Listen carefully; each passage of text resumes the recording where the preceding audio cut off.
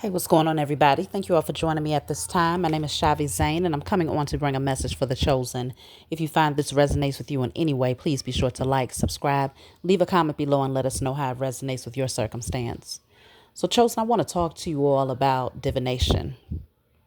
Quite often in the religious structure, you will hear that divination is wickedness and that it opens up gateways of wickedness and that it is, the practice of witches and warlocks. And they may even reference particular passages within the biblical text to solidify, or I guess to stamp their disdain for divination, right? So, what is divination? Divination is the process of seeking knowledge of the unknown by a supernatural means. And so you're seeking clarity or knowledge of something that you're not currently aware of by supernatural means. So, what is supernatural? Supernatural is a manifestation or event attributed to some force beyond scientific understanding. So, we're talking about something that occurs that you cannot define through scientific measure, right? You cannot define through scientific means. So, it goes beyond the natural understanding of most people.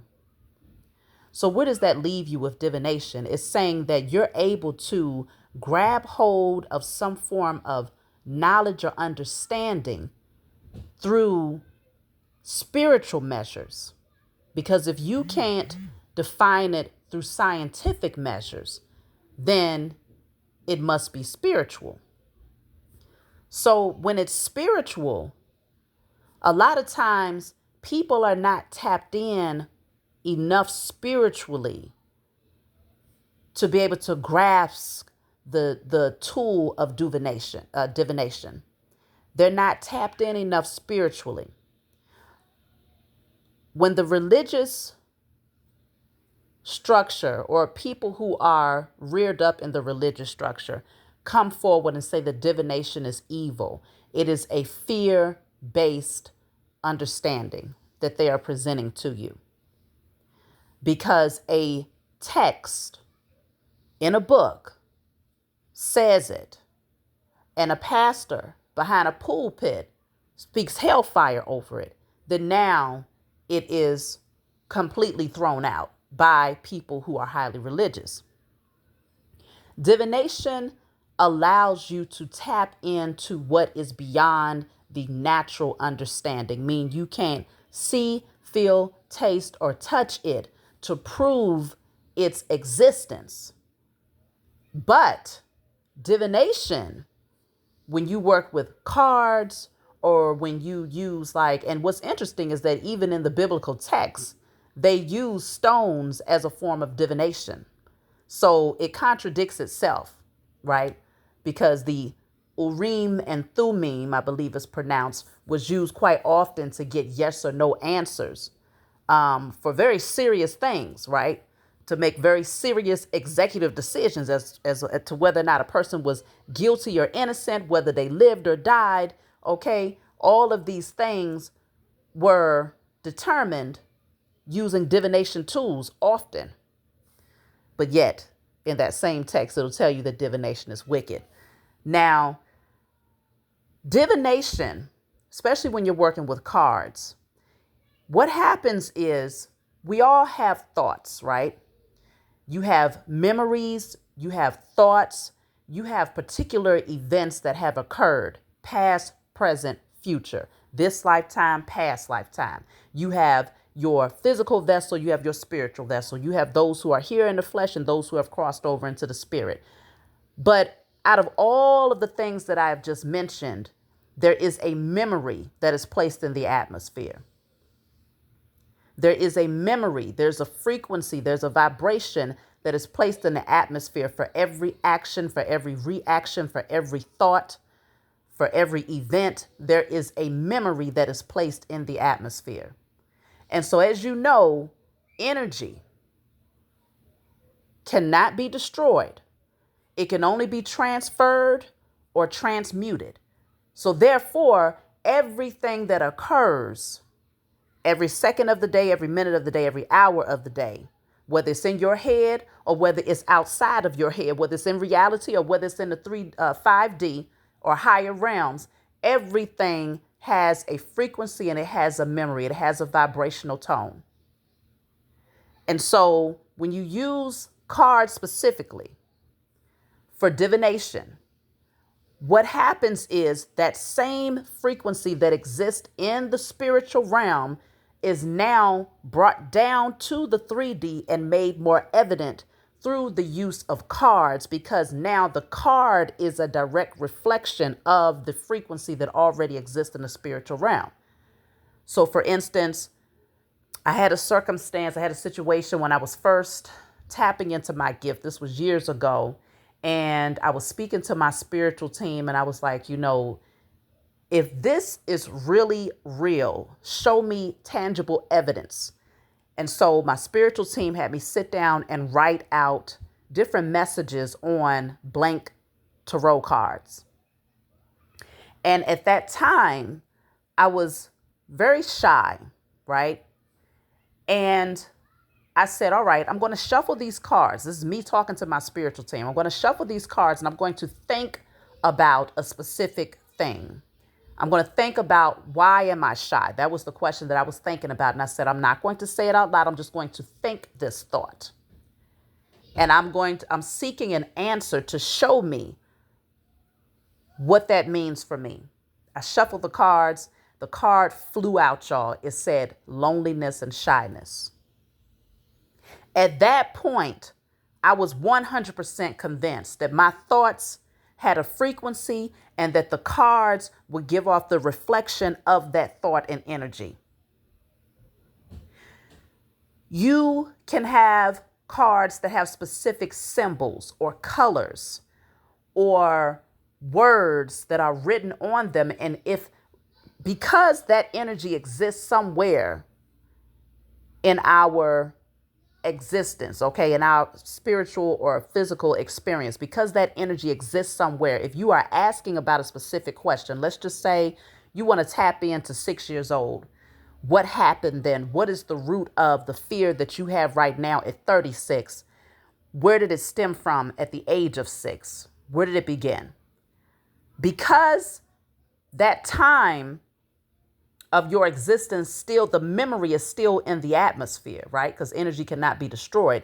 Because the memory is still in the atmosphere, you can use your cards to tap into the 6-year-old version of yourself and to pinpoint the exact details of what took place at that time that caused you to react the way that you do today at 36. When you know how to read energy. Reading energy is definitely a gift. It is a gift because when you know better, you do better. And so there are many different tools that people use, like things like hypnosis, past life interventions that allows you to tap into your past life. There are even things that psychiatrists do as far as like childhood traumas to get you to go back and to remember those childhood traumas. But the thing is, because they don't necessarily define it as divination or using the specific tool of cards to tap in, they will still frown upon those of us who use cards as a measure of tapping into energy that will always exist. When people do not understand something, they will frown upon it. Things that people do not understand brings fear for those people who live a fear-based life, who have fear-based beliefs, who have fear-based morale. And so it's very important to recognize that when you are on the spiritual journey, having some form of a spiritual tool, it does not have to necessarily be cards, right? but having some form of a spiritual tool that allows you to tap in, because some of you are able to tap in through meditation. You may have mastered meditation to the point where you can literally go back into your past life, or you can go into your inner child and to be able to see things that you might have lost from your conscious memory, right? But if you have not yet mastered those particular gifts, or even if you have, the tool, cards are just an additional tool that allows you to tap into energy. You can tap in and check your own vibrational frequency. You can check and see what type of energy you are projecting out into the universe by using divination. It's less about knowing the answer, and it's more about knowing the right questions, right? Because when you know the right questions to ask, then you can get to the answer. Using divination and working with cards will actually give you access to those things when you know how to read the energy and interpret it beyond the surface meaning of the card. This is why it's so important to have that divine connection to the Most High Mother and Father, because then now you have access to infinite wisdom, knowledge, and understanding that goes beyond surface understanding. And so obviously, it does take a certain amount of skill to be able to dive deep into the realms of spirituality and to tap into things that go way beyond surface things such as, is he cheating? Does she love me? How much money can I manifest? Things like that. When you're looking into things like, I've done readings on generational curses over your lineage. What type of curses have been over your mother's side of the family versus your father's side of the family? What type of blockages and obstacles stopped particular gifts from being able to manifest on throughout your lineages and things of that nature? What type of energy is going on within you? Suppressed wounds, suppressed fears, suppressed, insecurities. This is diving far deeper. This is when you're using the tool of divination as a healing mechanism, as a tool of an insight, enlightenment, a tool that allows you to free yourself, because now you're more self-aware of what was keeping you chained and bound. Now you're aware of the anchors. Okay? Using divination to tap into what the powers that were are up to. What is their agenda? What is their mission? What energy are they projecting out there towards the chosen? What do we need to do to offset that energy? This is when you're using the tool of divination to go far beyond the surface. I think divination has gotten a bad name because many, I'm not going to say all, but many of those who practice with divination have used it for very surface reasons. And so it really didn't have much of a beneficial, or it wasn't much of a benefit to humanity if the only thing that you're using divination for is to see if someone is fooling around on you, or to see if you're going to pass the test. You see what I'm saying? Not saying that you can't use it for those things, but I'm saying the core reason behind being able to tap into energy, these tools should really only be placed in the hands of those who will use it responsibly.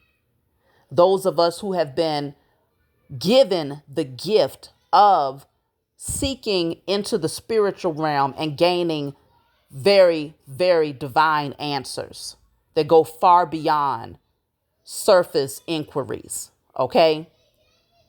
The tool of divination can definitely be used in a very, very powerful manner if it is placed in the hands of those who have been granted the power and authority to use them. And so this is where you want to give yourself permission to look at it from a different angle, because this tool can definitely, and it currently is changing the lives of many people. Many of you can attest to the fact that when you have gotten readings from me personally, I can't speak for all people who are using the tool, of cards or divination to read people's energy. I can't speak for them. I can only speak for myself.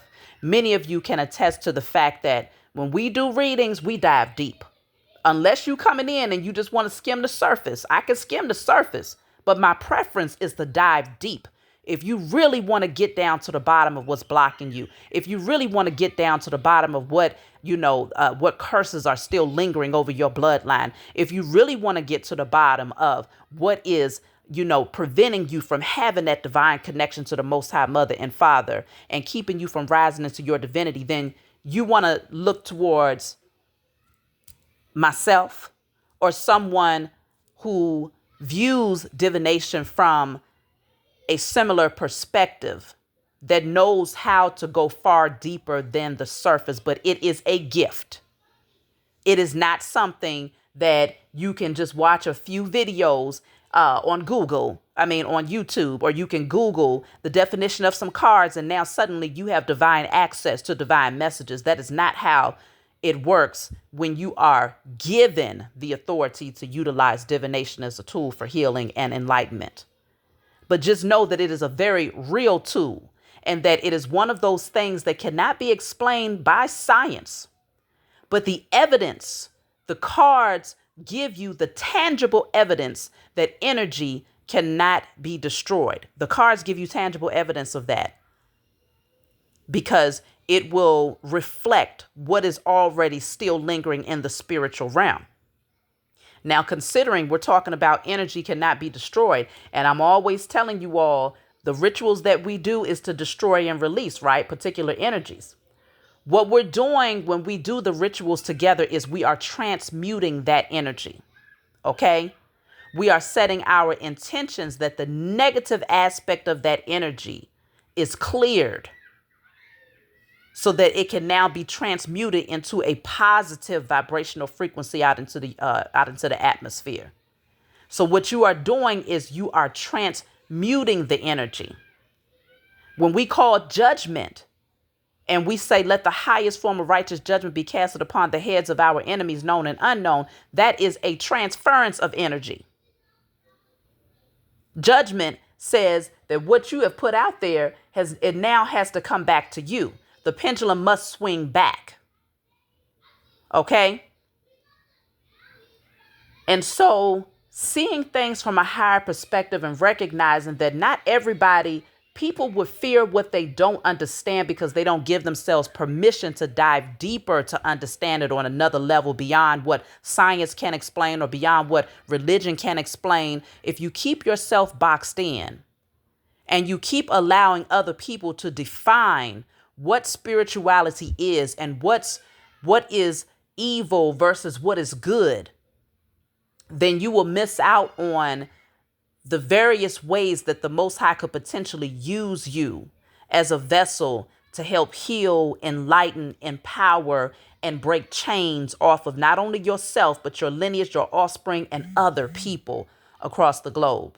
You will be surprised at how powerful divination is and how great of a tool it is, because divination is not your God. It most certainly is not the Most High God, but it is a channel. It opens up a channel, another method of communication, so that you can gain access to higher wisdom, knowledge, and understanding. And so that you're not just groping in the darkness, seeking answers that you could literally gain access to if you give yourself permission to step outside of what society has told you is right or wrong. So this is just giving y'all something to think about for those of you who have been wondering about divination and have been maybe even wanting to dive into it yourself to see if you can gain some answers, or maybe even to obtain a reading for yourself.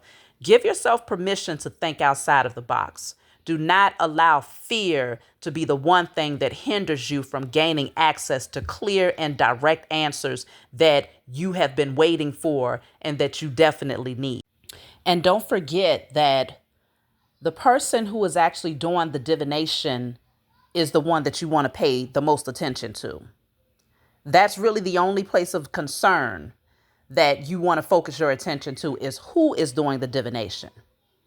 Because the only time that you should actually be concerned is if the person who is reading those cards, especially if you have someone that's reading it on your behalf, if their energy is not in alignment, if their belief system or what they, the type of entities that they call on or conjure up in order to do their divination on your behalf, if their energy is off, if they operate from a space of jealousy and envy, okay, if they are constantly in competition with people, if they hate on others, if they are, just a very toxic energy, then you want to consider whether or not that's the type of person that you really want reading your energy, because that is going to determine what type of vibrational frequency they are operating on and what they're tapping into. So just know that it's no different than people saying, well, guns are evil. Well, a gun cannot be evil. It's the person that holds the gun that can be evil or good. And they can use that tool for good or evil. Okay? It's not the tool itself that's evil. It's the person who holds the tool that controls how it's used. That is the determining factor when it comes to divination. Consider that. And it's no different if you're reading for yourself. If you yourself are not connected to the highest source, if you yourself are conjuring up demons or, calling on specific entities or deities that are low vibrational in frequency, I say go to the source. That's what I say. Go directly to the source. Don't skip, don't bypass, don't shortcut over there to so and so and so and who. Go straight to the Most High Mother and Father, the Creator, divine Creator of all things. If you're not connected directly to the source, then I wouldn't suggest that you use the tool of divination, because that's one thing. You are opening up portals. You are channeling energy, right? And so it's very important that you are connected to the highest of highest, the highest frequency of love. And that's going directly to the source, the creator of all things.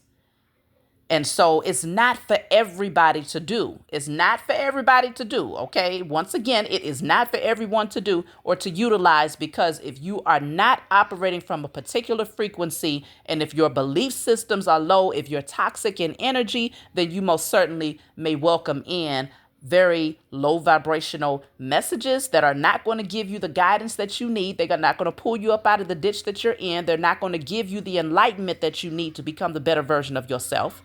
It's not going to give you clarity about your enemies. It's actually going to take you into a lower dimensional frequency, okay? And so tap into your own energy. Look at yourself. Evaluate yourself. Are you the right channel? Are you the right vessel to be able to open up different portals? Can you do it and still be protected? Do you genuinely have the protection of the Most High Mother and Father in your spiritual team? You will know this based on the life that you live. You will know this based on the heart that you have. You will know this based on the thoughts that creep around in your mind. What are your dominant thoughts? You will know this based on how you treat people. And so not just evaluating yourself, but evaluating the person who is using the cards is very, very, very important. So that's my message for you all. I hope this brought you clarity about divination and it gave you all the enlightenment that you need to be able to make a decision that is based on having some more knowledge about divination rather than just pure ignorance from people who are giving you fear-based beliefs about it. Okay. If you have anything to add, leave it in the comments box below. We would love to hear your take on this. Like and subscribe. I love you all, and I'll talk to you all next time.